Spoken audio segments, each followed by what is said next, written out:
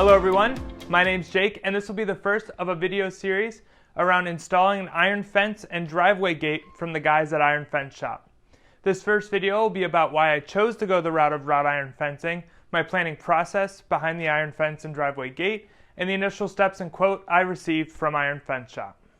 So I decided to go with wrought iron fencing in these specific areas in my yard, both because they're the most visible and will see the most use. When my wife and I bought this house, it came with a wooden privacy fence running along one side of our yard, courtesy of the neighbors. Shortly after moving in, we adopted 2 puppies, and they do pretty well off leash. We came to the conclusion, though, that we wanted to fence in the entire yard, including the driveway, just for our peace of mind. But we wanted to stray away from short wooden privacy fences after seeing how poorly wooden fences and driveway gates in our neighborhood have aged with time due to the semi-harsh winters where we live. This is why iron fencing caught our interest. Its known durability, strength, aesthetic, and ease of installation. Some background on myself. I myself am a do-it-yourselfer. I'm no contractor, I work inside for a living. But if it's something I can heavily research and plan out, it's most likely something I will attempt. After putting in the time and doing the research, I found that this was something that I could tackle fairly easily.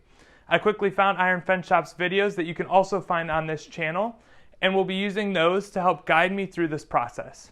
I do want to put the disclaimer that these videos aren't meant to be a tutorial series, but more of my attempt to show my experiences installing these products, and hopefully that with the right amount of research and proper planning, anyone can install this beautiful fencing themselves. Now, let's go outside and take a look at my planning process. Alright, what we're looking at here is where the driveway gate will span. It'll go from the corner of this patio to the corner of this fence and span the whole length of the driveway here, closing in the entire backyard with help from the iron fence we're going to go look at next. This is where the 4-foot section of fence is going to go, spanning from the corner of the neighbor's garage back to the corner of our house. We're going to leave an 18-inch gap between her driveway and the fence. That way she can plant some stuff on her side, we can plant some stuff on our side, and that way it looks good from both sides of the fence. Before the project gets started though, we're going to have to remove all of this current foliage. So next thing we're going to do is take a look inside at what it's all going to look like from the overhead perspective. So here is the exploded view. My hand-drawn version. This obviously is not scale at all, but more meant to help visualize what we will need as far as supplies to help the guys at Iron Fence Shop figure out what I need. I started by being a good neighbor and talking to our friends next door to see if they had any wants when we installed the fence. Their only ask was that 18 inches I mentioned before to plant flowers. But besides that, we just went outside and started taking measurements. First measurement was from the front of the garage to the back of our house, from the side of our house to the side of their garage.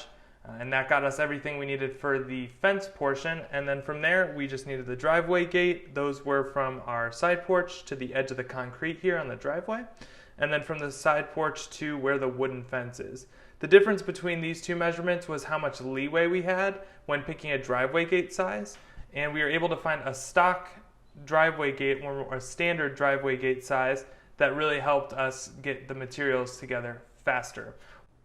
And lastly, here we have the finalized quote I received.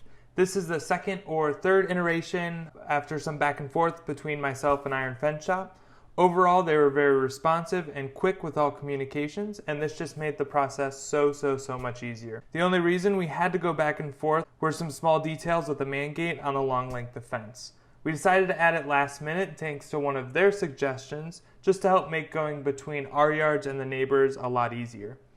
Another thing we talked about was a gate motor for the driveway, but we decided that we would add that later if we really wanted it. For our specific situation, we didn't think it was completely necessary.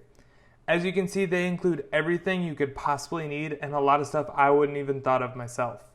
Some highlights that I liked were the fact that they did all the thinking for me when it came to the materials, and also all the items on the bottom of the list: specialty tools, touch-up paint, adhesive for the caps, anything I could need.